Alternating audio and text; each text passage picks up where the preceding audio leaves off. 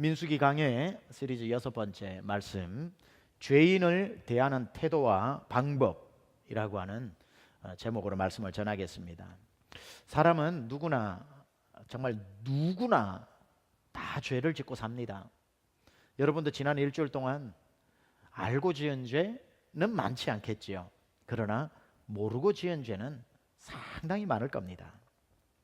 사람은 죄를 짓고 삽니다. 그래서 성경에 죄라고 하는 단어가 하마르티아죠. 이 죄라고 하는 단어가 사랑이라는 단어보다 2배가 더 많이 등장한다는 사실 아십니까? 죄라는 단어를 검색해 보면 죄가 1215번 등장을 합니다. 죄라는 단어가. 근데 사랑이라는 단어를 검색해 보면 557번 등장을 합니다. 거의 죄라는 단어가 사랑이라는 단어의 2배가 많이 등장을 합니다. 2배가. 이처럼 이건 뭘 뜻하는가? 왜 죄라는 단어가 2배로 사랑이라는 단어보다 더 많이 등장을 하는 것일까? 이것은 사람이 사랑하는 것보다 죄 짓는 것이 2배는 쉽다라는 거죠. 사람이 한 번 사랑할 때 죄는 2번 짓는다, 이런 뜻이 될 수도 있는 겁니다. 이처럼 죄는 우리와 가까운 거예요. 사람은 모두 태어나서 죄인으로 태어나지 의인으로 태어나신 분은 한 분도 없잖아요. 태어날 때부터 죄인으로 태어나다 보니까 우리의 성향은 죄와 훨씬 더 친숙한 겁니다. 이 중에 힘써야만 겨우 죄를 짓는 사람이 있습니까? 막 노력하고 금식하고 철야해야 겨우 죄를 한번 지을 수 있는 그런 사람은 없습니다. 죄는 가만히 있어도 짓게 되는 겁니다. 숨 쉬는 것만큼 쉬운 게 죄 짓는 것이다 해도 과언이 아닐 겁니다.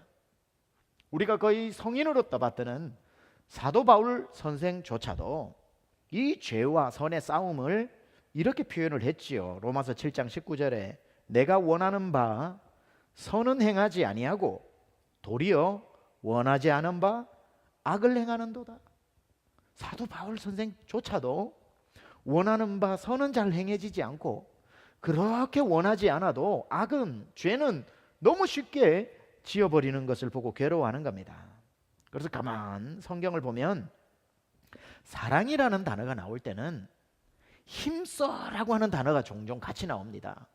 사랑하는 자들아, 우리가 서로 사랑하자.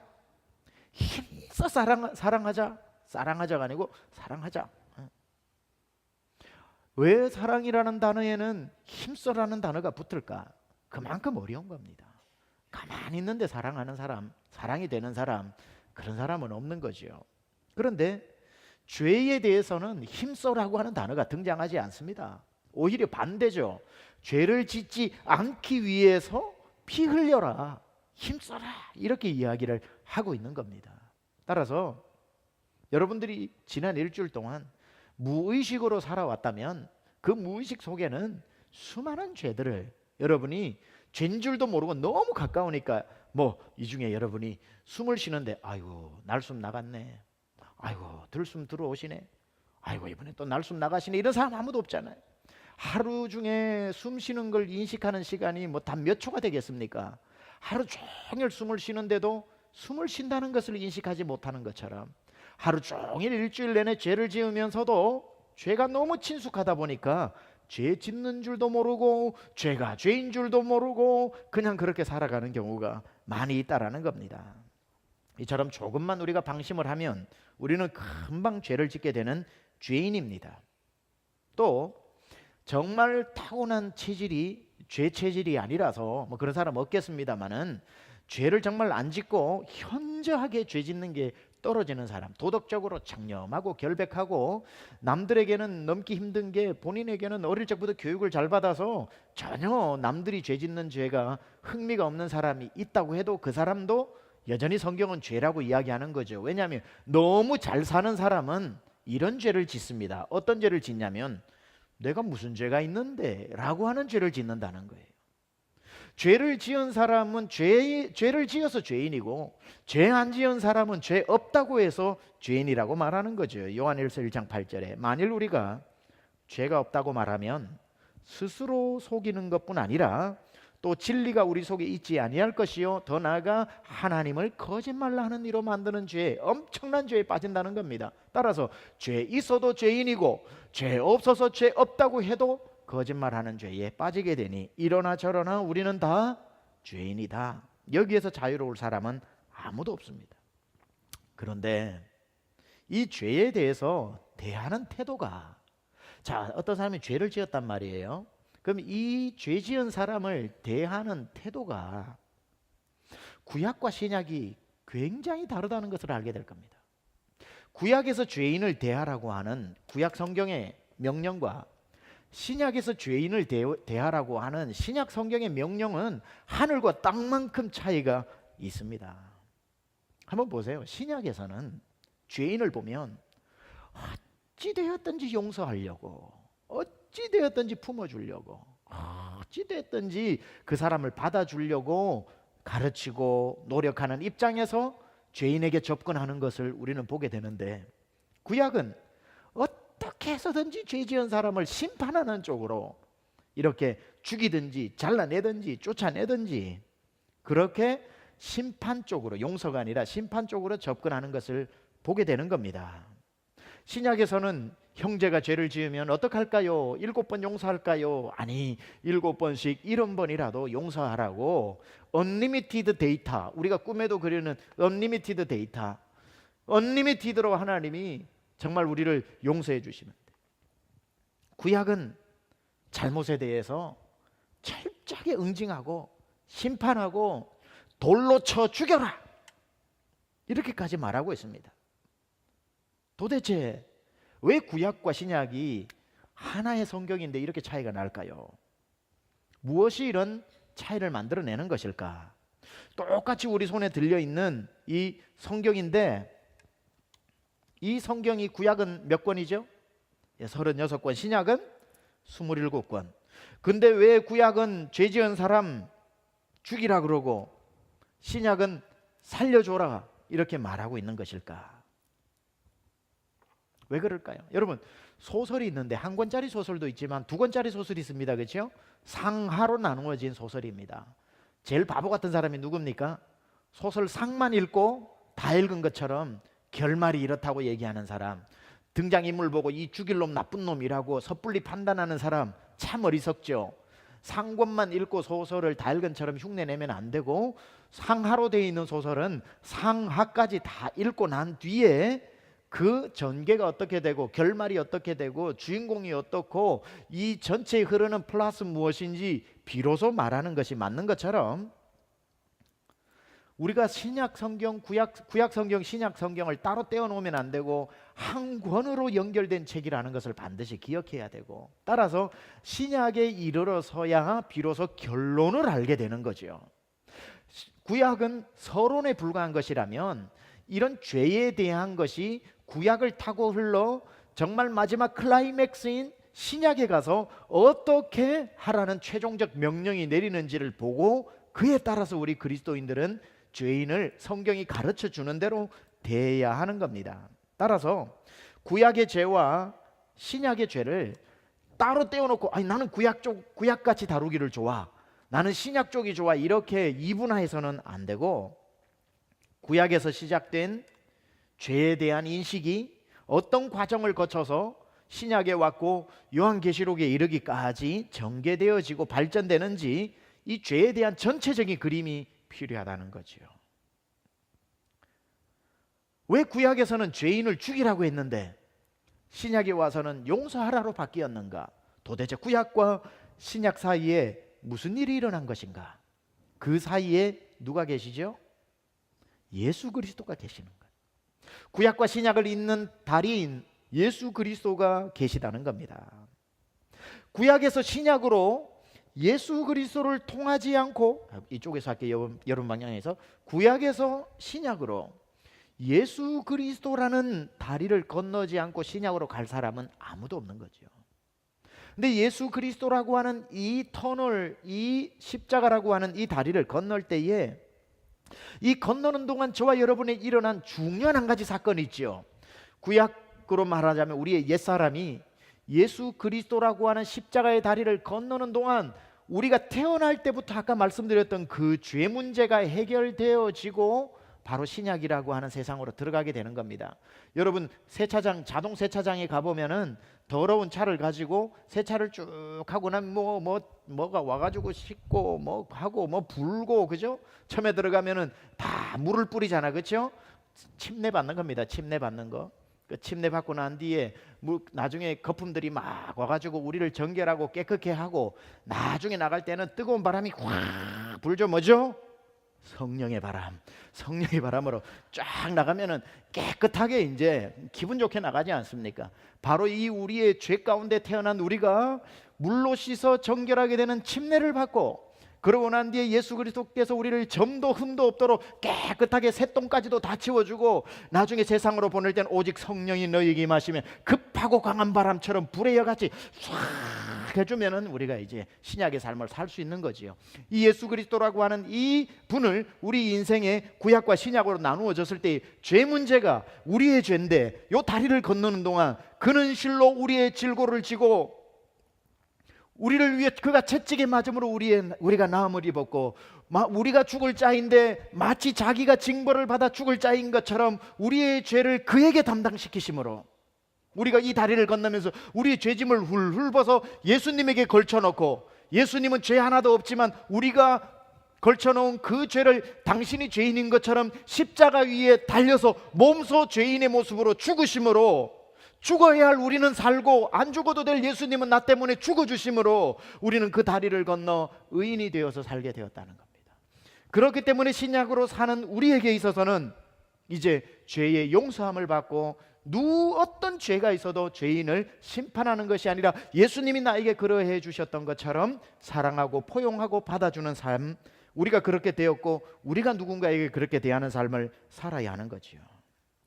따라서 성경 전체를 보면 심판받아 마땅한 인간이 예수 그리스도라고 하는 다리를 건너서 우리를 의인으로 만들어준 하나님의 대사랑의 서사시라는 거지요.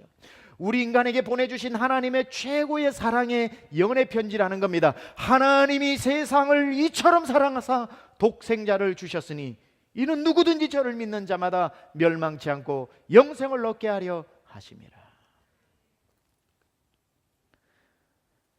따라서 신약 시대를 살아가는 우리가 구약적으로 사람을 대해서는 안 되는 거죠. 구약에 기록되어진 죄인을 대하는 공동체처럼 조그마한 문제가 있어도 저 사람 잘라버려야 돼. 저 사람은 방해만 돼. 그렇게 예수님이 마치 내 안에 아무 일도 안 하셨던 것처럼, 우리 가운데 예수님이 안 계신 것처럼, 그래서 예수님이 안 계시기 때문에 어쨌든지 살아봐야 하는 구약의 삶처럼 우리가 살아서는 안 된다는 거죠. 어쩌면 죽이려고 하고, 어쩌면 내치려고 하고, 어쩌면 저 사람을 내보내려고 하는 그러한 교회가 되어서도 안 되고, 그러한 신앙인이 되어서도 안 된다는 겁니다. 이런 말이 있죠. 베려고 하면 풀이 아닌 것이 없고 품으려고 하면 꽃이 아닌 것이 없다. 이런 말이 있죠. 늘 저 사람 확 잘라버려야 돼. 내가 언젠가 한번 봐야 돼. 한번 들이받아야 돼. 이렇게 하면 다 풀밖에 안 돼요. 풀밖에 안 돼요. 잡초밭에서 자기가 사는 거예요. 그러나 저 사람도 하나님이 사랑하시고 하나님이 만드신 작품이고 저 사람 위해서도 예수님이 돌아가셨는데 하고 꽃이라고 생각하면 다 내가 품을 수 있고 내가 꽃밭에서 사는 거예요. 벨려고 하면 잡초밭에서 내가 사는 것이고, 품으려고 하면 꽃밭에서 내가 사는, 결국은 가장 큰 혜택은 당사자인 내가 가장 먼저 수혜자가 되는 겁니다. 따라서 세상의 어느 누구도 예수님을 믿는 사람이라면 구약의 처벌법을 따라서 살아서는 안 되고, 예수님이 보여주셨던 그 삶, 사람을 품고 사는 것, 사람을 받아주면서 사는 것, 용서해주면서 사는 것, 70번씩 7번이라도 할 수만 있다면 용서해주면서 사는 신약적인 삶을 살아야 되는 것이고요. 그게 예수님이 이 땅에 오셔서 하신 겁니다. 산상설교 제일 중요하죠. 마태복음 5장, 6장, 7장에 산상설교가 나오는데 예수님이 계속해서 반복적으로 사용하신 티칭 스킬이 있습니다. 그게 뭐냐면 구약과 예수님의 말씀을 교차 대조하는 겁니다. 모세의 율법에는 이렇게 기록되었으나 그러나 나는 너희에게 이르노니 하고 그 모세의 율법을 예수님이 새롭게 해석해 주시는 거죠. 그래서 예수님을 율법의 마침이다, 율법의 완성이다. 예수님 없이 구약을 아무리 읽어도 그건 완성된 율법이 아니라는 겁니다. 구약에는 죽여라 라고 되어 있어도 예수님이 율법의 완성이라서 오셔서 죽이라고 했지만 그게 그 뜻이 아니다 그러면 그 뜻이 아닌 거예요. 예수님의 말씀으로 해석되어지지 않은 율법은 완성된 율법이 아니고 진행형 율법이니까 그게 어떻게 바뀌어질지 모르는 겁니다. 그래서 예수님을 율법의 최종 완성자라고 이야기하는 것이고, 우리는 예수님을 믿고 난 뒤에 다시 구약을 볼 수 있는 그러한 사람이 되어야 하는 거지요. 그렇다면 이제 또 이런 질문이 드는 겁니다. 의문이. 그렇다면 이제 우리는 구약에 나오는 이 613가지라고 하는 율법, 거기에서 나오는 수많은 율법들, 이 율법은 이제 더 이상 필요가 없기 때문에 찢어버려야 하는가? 진짜 신약만 믿는 뉴 말시온주의자들이 되어야 하는가? 아니면 어떻게 해야 될까? 이거 이제 뭐 구약대로 따를 필요 없다고 그랬는데 이거 필요 없잖아요. 따를 필요 없다면. 아니면 이제 구약은 우리 영혼의 박물관이 된 것인가? 박물관 가면은 옛날 사람들 이런 책 봤구나, 옛날 사람 이런 옷 입었구나, 옛날 사람에는 이런 법을 가지고 사람들 집행했구나 하는 걸 박물관에 쭉 walkthrough 하다 보면은 옛날의 사람을 경험하듯이 우리 구약을 그렇게 봐야 하는 걸까요? 옛날에는 사람 이럴 때는 죽여라 그랬구나, 옛날에는 이렇게 했었구나, 박물관 구경하듯이 구약을 봐야 하는 겁니까? 그것도 아니잖아요. 하나님은 살았고 운동력이 있어서 어떤 1.1핵도 풀은 마르고 꽃은 시드나 이사야 49장에 나오는 것처럼 하나님의 말씀은 영원하다고 그랬는데, 이 구약에서 죽이라, 심판하라, 정죄하라라고 했던 이 말씀을 그럼 어떻게 이제는 예수님이 오시고 난 뒤에 다시 구약의 율법을 우리 삶에 적용해야 되는 것일까? 이건 이렇게 생각해야 됩니다. 구약에 나오는 죄에 대한 처벌법이나 태도에 대한 것은 이제 신약을 살아가는 우리로서 예수님을 통해 구원받은 사람이 구원받은 다음에 우리가 구원받은 사람으로서 어떻게 살아야 하는지 삶의 지침을 위해 구약을 보기에 아주 좋은 겁니다. 죄라는 게 이렇게 무서운 거구나. 죄라는 것은 생명을 내어 걸고 싸워야 하는 것이구나.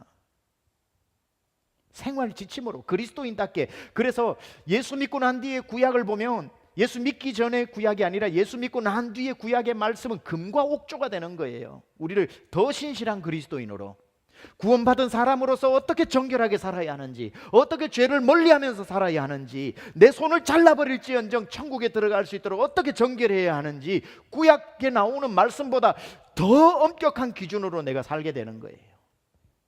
그 받은 은혜가 커서.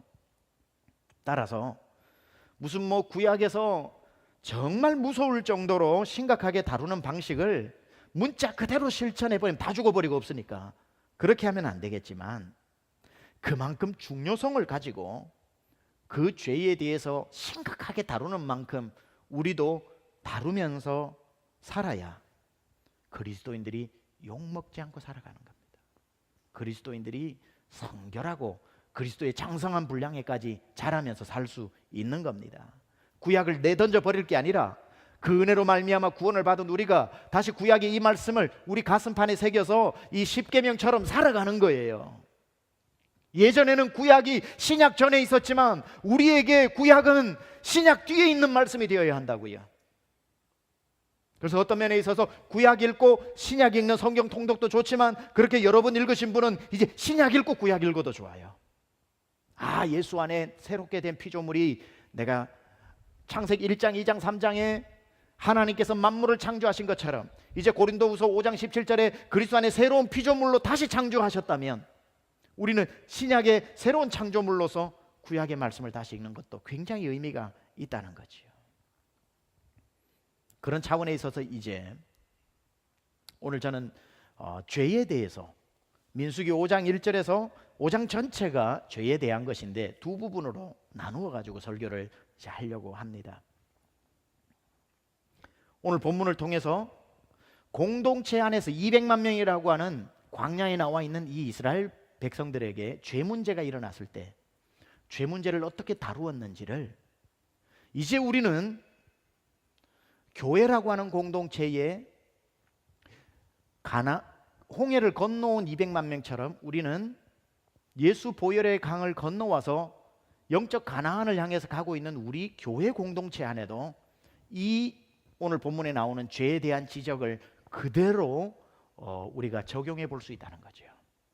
이스라엘 공동체 안에 죄의 문제가 생겼을 때에 어떻게 다루었는지를 가지고 교회 공동체 안에 죄의 문제가 흡사하게 나타날 때 어떻게 이겨나야 하는지를 여러분과 함께 살펴보려고 합니다. 첫 번째, 공동체에서 잘라버려야 할 죄와 죄인이 있다. 아주 충격적인 얘기죠. 공동체에서 잘라버려야 할 죄와 잘라버려야 할 죄인이 있다. 1절에서 4절 보면 이렇게 나옵니다.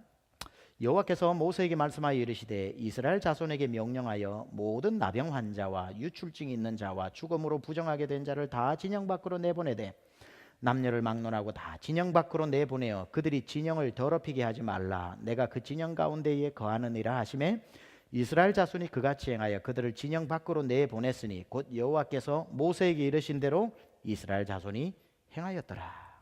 자, 여기 보면 2절에 나 환자 유출증이 있는 사람은 진영 밖으로 내보내라. 여러분, 진영도에 나타난 하나님의 은혜 제가 보여드렸죠. 광야에서 진영도 밖으로 나간다는 건 들짐승이 있고 야수들이 있고 뱀과 정갈이 있는 곳이라서 나가는 즉시 생명을 보장할 수 없는 철저한 공동체에서 격리시켜 버리는 겁니다. 분명히 여러분에게 말씀드리지만 이 부분에 대해서 신약은 단 한 번도 나병 환자를 나쁘다고 말한 적이 없습니다. 하나님은 10명의 나 환자를 고쳐주셨고 12의 혈루병을 앓는 혈루증 여인도 고쳐주셨습니다. 자녀 삼아 주셨습니다. 따라서 신약적인 입장에서 이 나병 환자가 문제가 있다, 혈루증이 문제가 있다라는 뜻이 아니라 그럼에도 불구하고 그러면 오늘 구약에서 신약을 사는 우리는 이걸 그러면은 어떻게 해석해야 되는 것인가 라고 봤을 때에 이 민수기 5장의 입장은 200만 명이라고 하는 이 공동체가 광야 생활을 이루면서 가나안이라고 하는 나라에 들어가야 하는데, 그리고 우리 같은 공동체가 아니라 이스라엘은 사명적 공동체라서 이스라엘 백성은 절대로 다 죽어서는 안 됩니다. 이스라엘의 사명이 뭐죠? 구약의 이스라엘의 사명? 메시아의 씨앗을 캐리 아웃 해야 되는 겁니다. 따라서 메시아의 씨앗을 담고 있는 민족이기 때문에 무슨 일이 있어도 사탄은 죽여야 하고 무슨 일이 있어도 하나님은 이스라엘 공동체를 보호하셔야 됩니다. 이게 영적인 전투지요. 이런 차원에 있어서 나병 환자, 유출병이 생겨서 200만 명이 다 죽어서는 안 되는 거죠. 거기에는 유다 지파로서 다윗이 나오고 다윗의 자손에서 예수님이 나오는 그 씨앗을 지켜내야 하기 때문에 몰살시켜서는 안 되는데, 공동체가 삽시간에 죽을 수 있는 게 뭐냐면 전염병인 거죠. 나병 환자와 유출병은 무섭도록 퍼지는 전염병으로 간주했기 때문에. 근데 최근에 한국에서 나병은 전염병이 아니라고 그렇게 판결이 나왔으니 다른 이야기입니다만은, 그것에 대해서 이런 공동체 안에 나병이나 유출병 같은 무서운 전염병이 있을 때는 응급처치로 내보내라는 거예요. 진영 밖으로 내쫓아라고 하는 겁니다. 집 밖에 내쫓으라는 게 아니라 이스라엘 공동체 진영에서 내쫓으라는 겁니다. 진영 밖은 아무것도 없는 윌드니스입니다. 얼마나 잔인한 처벌입니까? 하지만 성경에서 그렇게 하라는 이유가 뭐라고요? 그게 전염병이라서 그렇습니다. 공동체가 한순간에 다 죽어버릴 수 있기 때문에 200만 명을 살리기 위해서 2명이 될지 20명이 될지 모르는 유출병 환자와 나병 환자를 격리시킨 거죠. 그럼 이걸 오늘날 우리 교회라고 하는 공동체에서 어떻게 적용해야 할까요? 분별력인 거죠. 분별력. 교회도 분별력으로 영적 나병 환자와 영적 유출병 환자가 어떤지를 보고 품어야 할지 내쳐야 할지를 보는 분별력이 필요하다는 겁니다. 분별력이 너무나도 중요하죠. 주님이 모든 사람 오너라, 수고하고 무거운 짐진 자들아 다 내게로 오너라 라고 했다고 해서 예수님이 모든 사람을 품었다고 생각하시면 안 됩니다. 예수님은 남들이 차별했던 고아와 과부와 세리와 창기와 죄인들의 친구였지만 예수님께 나오는데도 불구하고 내친 사람들이 있습니다. 바리새인들이죠. 독사의 자식들을 하면서 무서운 얼굴을 하면서 쫓아내버리셨습니다. 예수님도 분별하셨다는 거죠. 내가 필요해서 나오는 사람이 있고 나를 죽이려고 오는 사람이 있다는 거예요. 교회가 필요해서 오는 사람이 있고요, 교회를 깨기 위해서 오는 사람이 있다는 겁니다. 교회는 예수님을 믿으려고만 다 나오는 게 아니에요. 사명 가지고 부흥하는 교회를 무너뜨리게 하려고 사명받고 오는 사탄의 마귀의 앞잡이도 있다는 겁니다. 예수님이 필요해서 교회에 나오는 사람은 아무리 투박하고 험상궂고 골치 아픈 사람이 그런 캐릭터를 가지고 있다고 해도 우리가 꽃처럼 품어줘야 됩니다. 투박하다고 와서 막 저 사람 한마디면 막 우리 목장이 막 너무너무 힘들다고 그 십자가로 져야 되는 겁니다. 근데 품으면 안 되는 사람이 누구냐면 깨기 위해서 오는 사람, 이단이나 마귀의 앞잡이인지 분별할 줄 알아야 되는 거죠. 예수님이 다 오라고 했지만 아주 회칠한 무덤 같았던 독사의 자식은 마귀의 자식이라는 뜻입니다. 그렇죠? 그런 바리새인들에게는 무섭도록 쫓아내셨다고요. 독사의 자식들아, 나를 떠나라. 그래서 요한일서 4장 1절이 이렇게 말씀합니다. 같이 한번 읽어볼까요? 시작. 오직 영들이 하나님께 속하였나 분별하라. 많은 거짓 선지자가 세상에 나왔습니다. 영들을 다 믿지 말고 이 영이 살리러 왔는지 죽이러 왔는지 분별하라는 거 아닙니까? 지금 한국도 아까 우리 노종배 목사님 기도했지만 제일 큰 문제가 대통령이 악한 영에게 영혼을 맡긴 거 아닙니까?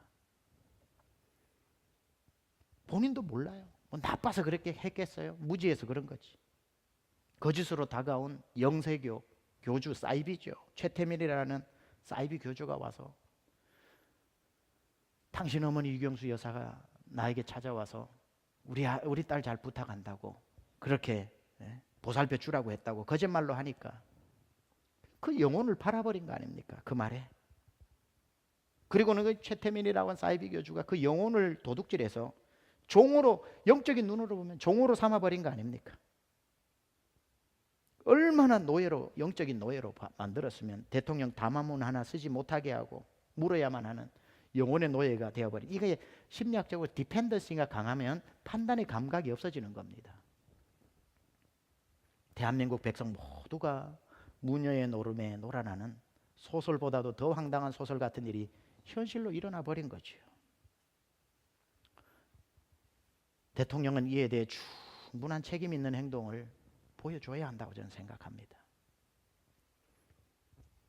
윌리엄 월러스틴이라고 하는 사람이 After Liberalism이라고 하는 자유주의 이후라고 하는 책을 썼습니다. 구소련 있을 때 냉전 시대 때 이 사람이 그 자유주의 이후라고 하는 책에 이렇게 썼습니다. 미국의 가장 적국이 소련이 아니라 미국의 가장 우방국이 소련이라는 것을 주지해야 한다. 소련이 있으므로 세계의 절반은 미국을 의지하기 때문에, 그리고 구소련이 붕괴되어지고 신자유 시대 After Liberalism이 시작되어질 때에 미국은 미국이라는 한 나라와 전 세계와 싸워야 한다. 이렇게 예언적으로 얘기를 했습니다. 정확하게 맞아떨어지는 거죠. 우리 한국에 지금 분단되어져 있고 남쪽에 있는 우리 정치인들이 우리 대한민국 국민을 보호하는 고마운 행동이 있지만 그럴 때마다 마치 윌리엄 월러스틴의 말이 떠오르기도 합니다. 북풍이라고 얘기하는 것 때문에 위기감을 조성해서 자꾸 우리를 그냥 말 잘 듣는 바보 멍청이로만 만들어 놓게 해서 권력을 휘두르게 하는 그런 일은 더 이상 없어야 되지 않겠습니까? 제가 정치 이야기를 하는 게 아니라, 그래서 이번 안타까운 사건을 계기로 우리 아까 노정배 목사님 기도 잘했습니다. 저는 저 기도를 가지고 더 이상 어떤 이 문제에 대해서 백성들도 생각이 있다는 걸 보여줘야 하고, 보여주되 비폭력적으로 아무런 사고가 없이 그러한 평화적인 방법으로 존 하워드 요더라고 하는 예수의 비폭력이라고 하는 책도 있습니다.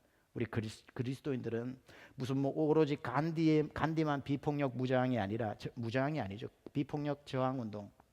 우리 크리스찬들에게 예수님이 보여주셨던 것처럼 로마를 향해서 가장 무서운 저항, 칼을 쓰지 않고도 로마를 무너뜨렸던 그러한 방식으로 우리가 정말 그리스도인들도 거기에 맞게끔 행동을 해야 되고, 대통령도 이러한 정말 한 나라가 한 무녀에 의해서 움직여졌다는 경악할 만한 일들. 지금 무당이 화가 났대요. 그래서 무당이 전부 나와가지고 저 빌어먹을 무당 한 사람 때문에 우리 밥줄 끊긴다고 나오는 이때에 여러분 영적으로 사이비 교주한 사람 때문에 기독교가 지금 죽을 위기에 있는데 교회가 침묵할 수는 또 없는 일입니다. 충분한 책임이라고 하는 것은 당사자 입장에서 이만하면 됐지 뭘 더 바래가 아니라 국민의 대다수가 충분한 사과라고 인정할 수 있을 때까지 책임감 있는 행동을 보여주는 게 그게 충분한 책임을 지는 것이겠죠. 최태민은 영세교라고 해서 통일교 그리고 조희성 영생교와 관련이 돼 있고, 영생교는 신천지의 전신입니다. 이 사건을 보니까 왜 지난 수년 동안 들불처럼 대한민국의 신천지 이단이 그토록 성행을 했는지를 이해가 되더군요. 왜 기독교가 기울어 가는데 신천지는 그토록 들불처럼 성장해 나갔는지 모두 이해가 되는 겁니다. 왜 대통령이 가끔씩 내놓는 대국민 담화문마다 사람들이 아무것도 모르고 썼던 용어 유체이탈이라는 그런 표현을 쓰면서 입은 말하고 있는데 누군가가 말하고 있는 것처럼 보여진다고 했던, 기계처럼 글을 읽는다라고 했던 백성들이 왜 하나도 그 말에 공감을 못했는지 그것도 이해가 되고, 우리 기도해야 됩니다. 위정자를 위해서. 이제라도 정말 분별력이 있어서 나라를 망하게 하는 악한 사이비가 나라를 세우려고 왔겠어요? 망하게 하려고 왔지. 분별력을 가지고 그때 물리쳤어야 하는데 그 영이 하나님께 속했는지 악한 영에게 속했는지 분별할 수 없었기 때문에 그 영혼을 사이비에게 내어주고, 그 결과를 한번 보세요. 수년 동안 이 이단 사이비는 들불처럼 커지는데 정통 기독교는 개독교가 되어버렸습니다. 악한 영이 우리 기독교인의 자체적 잘못이야 말할 것도 없지만 당연히 자체적 반성으로 우리가 통곡해야 되지만, 영적인 부분도 왜 기독교가 이토록 천시를 당하고 똑같은 기독교인지 뭔지 밖에 있는 사람은 모르는데 이단은 그렇게 급속도로 커져가는지도 우리가 영적인 분별력이 있어야 되는 것이고, 마치 성경의 말씀처럼 좌로나 우로나 치우치지 말고 나가야 되는데 대한민국이 왜 이렇게 좌와 우의 극단적인 양극화가 이루어지고 있는지도 이해가 되는 겁니다. 기도해야 됩니다. 정말 기도해야 됩니다. 교회도 마찬가지입니다. 교회가 한 나라는 아니지만 한 교회도 사이즈만 차이가 있지 똑같은 겁니다. 영적인 분별력을 가지지 못하면 성도도 그렇고 목사도 그렇고 우리 공동체 전체가 죽을 수도 있습니다. 죽이려고 왔는데 품으라고 보내신 줄 알고 품다가 다 죽는 것이고, 품으라고 보냈는데 죽이라는 줄 알고 다 죽여서 한 사람도 오지 않는 교회가 될 수도 있는 거죠. 한국에서도 얼마나 많은 마귀 앞잡이가 이단과 신천지의 이름으로 교회에 들어가는지 모릅니다. 근데 교회들이 하도 신천지가 잠입을 잘하기 때문에, 위장술이 뛰어나기 때문에 여간한 분별력 가지고는 구분을 못 해내는데, 너무나도 충성스러운 사람이 오니까 온 교회가 간도 쓸개도 다 빼주고, 그러다 보니까 나중에 한 2년 3년 지나면 어느새 교회의 3분의 2가 다 신천지 교인들로 채워져서 하루 만에 산옹기기가 돼버려서 신천지 교회로 등록하게 되는, 뭐죠? 분별력이 없어서 그런 겁니다. 질문 하나 드리겠습니다. 이 중에 신천지 계십니까?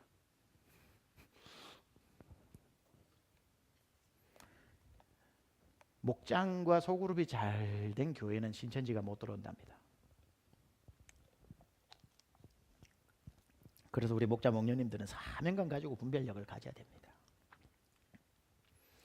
예수님이 친히 교회 안에 들어온, 교회는 죄인들이 오는 곳이지 교회를 깨려고 오는 것 아니지 않습니까?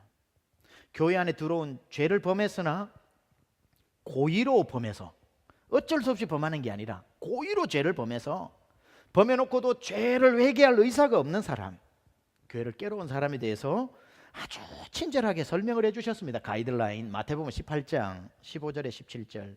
내 형제가 죄를 범하거든 가서 너와 그 사람과만 상대하여 권고하라. 만일 들으면 내 형제를 얻게 될 것이야. 잘못했구나, 나 죄인 줄 모르고 했는데 죄송합니다, 회개하겠죠. 그런데 만일 듣지 않거든 한두 사람을 데리고 가서 두세 증인의 입으로 말마다 확정하게 하라.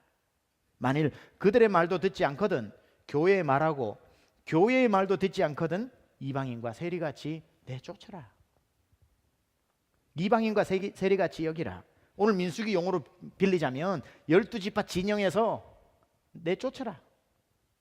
회개하기 싫어하는 죄를 계속 짓는 것은 사탄의 합잡인 것이다. 죄를 짓고도 회개하지 않는 것은 사탄의 합잡이라는 거예요. 그리스도인도 죄 지을 수 있어요. 근데 그리스도인과 사탄의 합잡이가 차이가 뭔 줄 아세요? 그리스도인은 똑같이 죄를 짓는데 죄 때문에 괴로워 회개해요.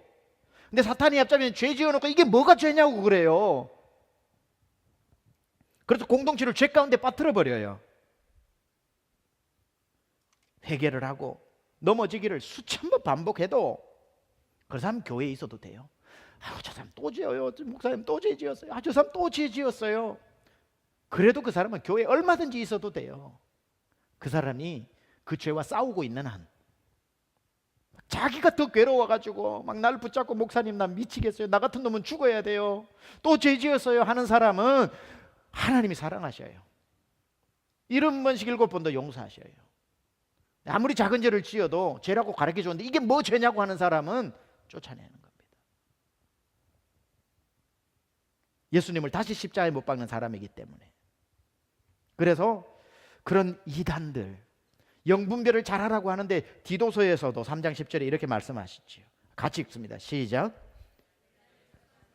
한두 번 훈계한 후에 멀리하라. 요한 2서 1장 10절에서 11절 시작. 누구든지 이 교훈을 가지지 않고 너희에게 나아가거든 그를 집에 들이지도 말고 인사도 하지 말라. 그에게 인사하는 자는 그 악한 일에 참여하는 자임이라. 교회 오시는 분 중에 오자마자 앉기가 무섭게 교회를 욕하고 목회자를 욕하고 싸잡아서 욕하고 자기 혼자 의로운 사람이 있어요. 교회를 난도질하는 사람이 있어요. 대한민국 모든 교회 도마 위에 올려놓고 다.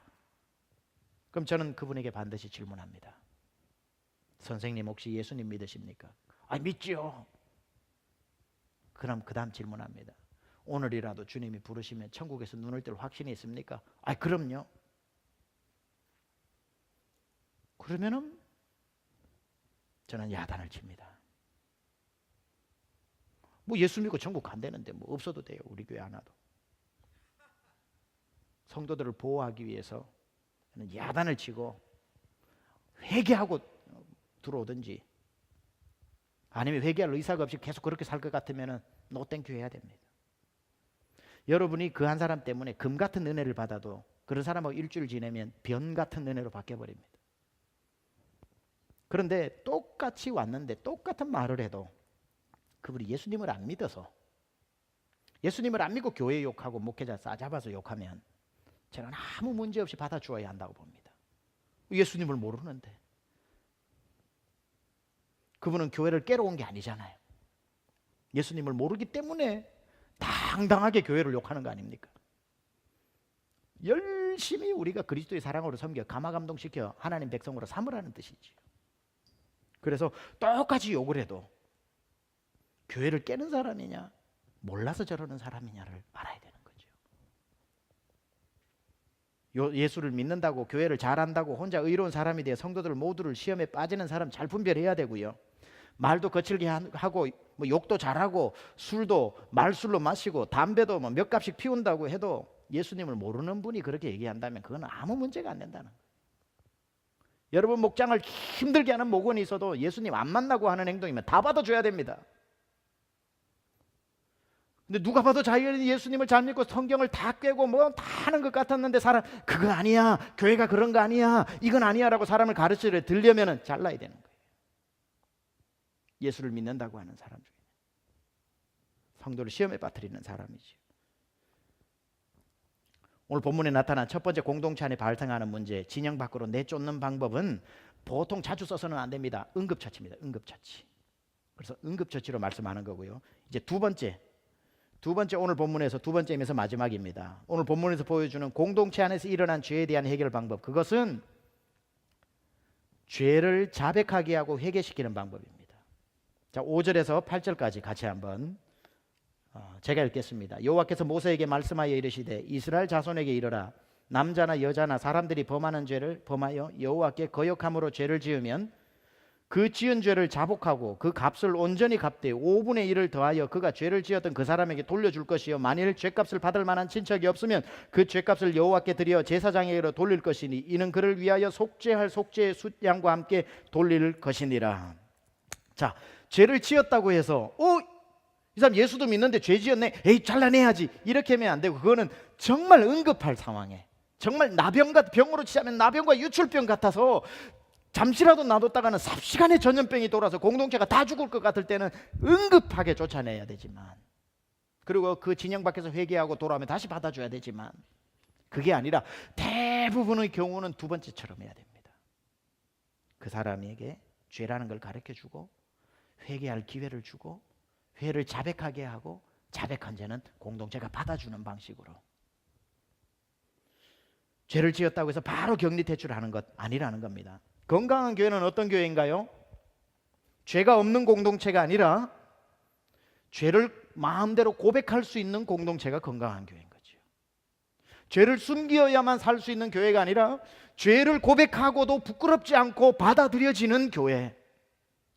여기는 죄 짓는 사람 한 명도 없어 라고 하는 그 교회가 건강한 교회가 아니라 죄인들이 우글우글 거리는 곳이 교회입니다. 왜냐하면 예수님이 오신 건 의인을 부르려 함이 아니라 죄인을 불러 회개시키려 왔기 때문에. 교회는 죄인이 넘치는 것이 정상입니다. 그런데 죄인들이 와서 죄를 숨기고 있으면 건강한 교회가 아니고요, 죄인이 와서 나 죄인입니다 하고 죄를 고백하는 공동체, 고백할 수 있는 분위기가 되는 공동체, 그 고백한 것이 허물이 되지 않고 함께 우리의 문제가 되어서 같이 울고 회개하는 공동체, 그 고백한 사람은 오히려 더 안아주면서 긍휼로 품어주고 더 사랑해줘서 죄를 이기게끔 도와주는 공동체. 우리 교회는 죄인들이 없어라는 자랑보다 우리 교회는 죄인들이 와서 모두 자백하고 회개해서 우리의 형제 자매가 되었다라고 자랑하는, 그 자랑이 가장 큰 자랑인 겁니다. 교회 안에 나병 환자인지 감기 환자인지를 구별해내야 됩니다. 나병 같은 죄를 감기처럼 가볍게 취급해서 자꾸 품다가 다 전염병으로 죽는 일이 없어야 할 것이며, 감기 같은 건데도 너무 센시티브해서 나병처럼 격리해버리는 것도 안 되는 겁니다. 그래서 늘 다시 말씀드리지만 분별력을 달라고 기도해야 되는 것이고요. 그래서 목사의 입장에서 성도가 많은 성도들이 올 때에 분별해내는 능력도 있어야 되지만, 여러분 바꾸어 말하면 여러분들도 목회자를 분별하는 눈이 있어야 되는 것이고, 모든 이 땅에 있는 교회 성도들도 마찬가지입니다. 목회자도 분별해야 됩니다. 왠 줄 아세요? 성경에 나타나는 대부분 사꾼은 성도가 아니라 목회자입니다. 리더입니다. 여러분이 사탄이라면, 생각하기도 끔찍하지만 사탄이라면 한번 생각해 보세요. 성도를 공격하겠습니까? 리더를 공격하겠습니까? 성도를 공격하면 목장 하나 정도 어려울 수 있지만 목사를 공격하면 목장이 100개가 다 무너질 닿는 겁니다. 그러니 영적 분별력 있어야 되는 것이고요. 어느 교회 목회자들을 청빙할 때도 보면 참 안타까울 때가 있어요. 정말 성도들이 기도 많이 하고 정말 본인 교회에 맞는 영적 분별력을 가지고 그런 목사님을 청빙해야 되는데도 불구하고 너무너무 쉽게 청빙을 하는 경우를 보게 됩니다. 그러다 보니까 모셔놓고 몇 년 만에 병들어 버리는 거죠. 청빙하는 기준들을 보면은 얼마나 소명감이 뜨겁고 영혼을 사랑하고 뭐 이런 것들을 보는 게 아니라, 보면 인맥, 소문, 영향력, 드러난 몇 가지를 보고 너무 쉽게 청정을 해버립니다. 어느 지역을 방문해 보니까 어느 교회 목회자가 부임을 했는데 자기의 영향력을 키우고 싶어서 교회 재정도 넉넉지 않은데 자기 이름 내려고 1년에 20만 불을 자기 설교를 방송국에 보내는 데 쓰고 라디오, 신문, CD로 돌리면서 사용해서 20만 불을 1년에 투자하면서 방송국하고 보내는데 안 유명해지겠어요? 설교 조금만 하면 유명해지지. 삽시간에 유명한 목사가 되어서 그 명성을 가지고 조금 후에는 더 큰 교회로 가버리는 거예요. 목자가 아니고 사꾼 아닙니까? 물론 설교에 20만 불 쓸 수가 있습니다. 아니 더 쓸 수도 있습니다. 그 액수가 문제가 있는 게 20만 불을 썼다면 200만 불의 축복이 성도에게로 돌아가야 되는 건데 20만 불 쓰고 200만 불의 축복이 자기한테 가버려. 자기한테 가버려. 20만 불을 써서 200만 불, 2천만 불의 축복을 성도들이 받고 그 영향력으로 교회가 부흥을 해서 예전에는 감당치 못했던 역사를 우리 교회가 할 수 있게 되었다면 20만 불이 아니라 200만 불도 투자해야죠. 하나님의 나라를 위해서. 그게 아니라 자기의 이름을 드러내고 사꾼인 거죠. 분별해야 됩니다. 교회는 점점 힘들어지는데 목사만 점점 유명해지는 것. 어떻게 그걸 목자라고 할 수 있습니까? 사꾼이죠. 모셔올 때는 또 괜찮았는데 어느 날 느닷없이 목사가 이단의 교리에 빠져서 이상하게 성경을 가르치는 경우도 있습니다. 본색이 드러난 것인지 목회하다가 힘들어서 이것저것 뒤지다가 자기에게 맞는 이단 교리를 가져온 건지는 몰라도 지도자의 능력을 상실해버릴 경우들도 허다합니다. 알아요. 제가 지금 제 무덤 파는 설교하는 거. 하지만 여러분도 저를 분별해야 됩니다. 여러분이 저를 분별해야 됩니다. 제 말이 항상 하나님의 말씀처럼 정확무오하다고 생각하는 순간 우리 교회는 위험해집니다. 우상숭배에 빠집니다. 제가 뭔데 매 시간마다 정확무오한 하나님 말씀을 전하겠습니까? 저도 항상 배워야 하고 설교해놓고도 잘못됐으면 빨리 고쳐서 그 다음에 잘못했다 그래야 되고 인정하고 또 무릎 꿇고 성경 연구하고 두렵고 떨림으로 목회를 해야지. 분별해야 되는 거예요. 우리는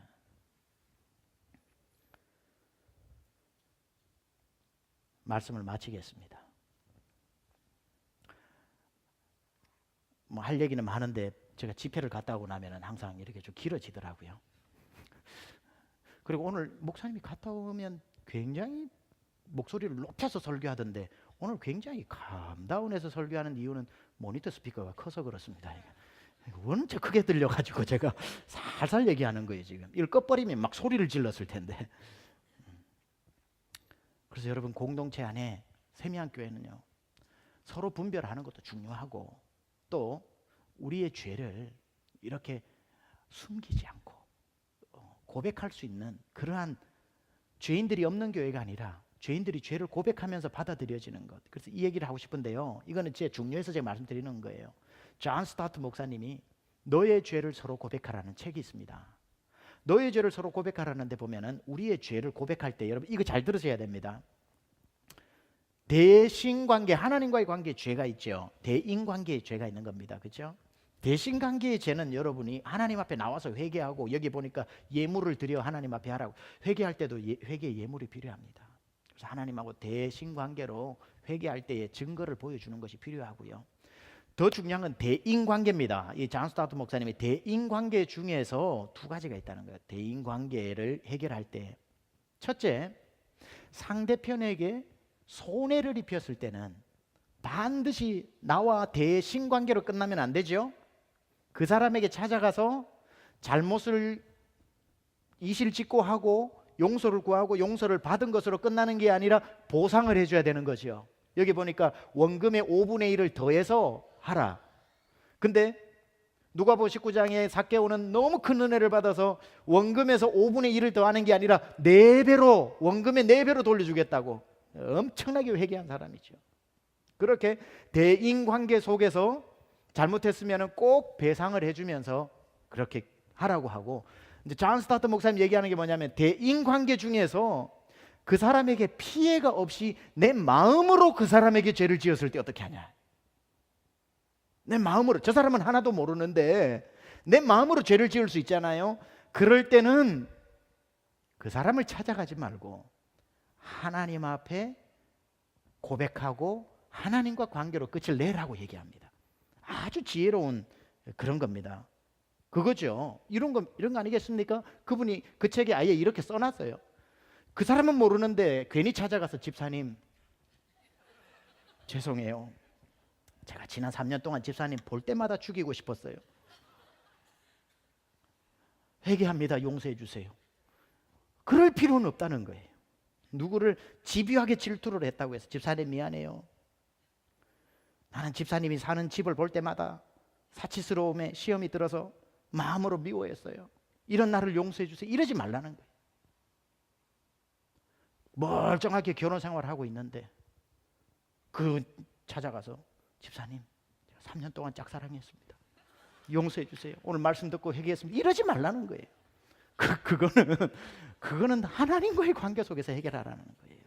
그런 바보처럼 가가지고 막 교회를 벌집 쑤시듯이 쑤셔놔가지고 막